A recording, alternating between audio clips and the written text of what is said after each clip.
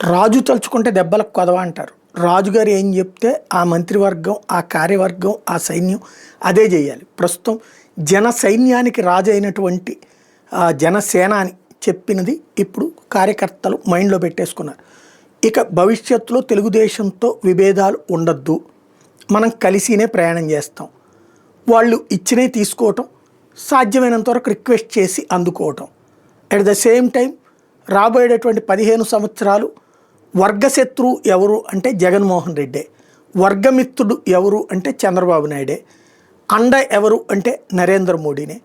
రాబోయేటటువంటి రోజులలో ప్రభుత్వానికి వ్యతిరేకంగా ఏదన్నా ఇష్యూస్ని ప్రతిపక్షం సక్సెస్ అవుతుంటే దాన్ని తిప్పికొట్టడం ప్రభుత్వంలో భాగంగా జన సైనికుడి వంతు.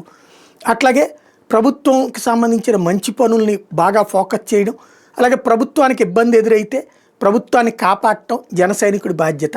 ఇది 3 రోజుల తర్వాతన నేర్చుకుని ఇంటికి వెళ్ళిన జన సైనికుడి యొక్క అనుభవం.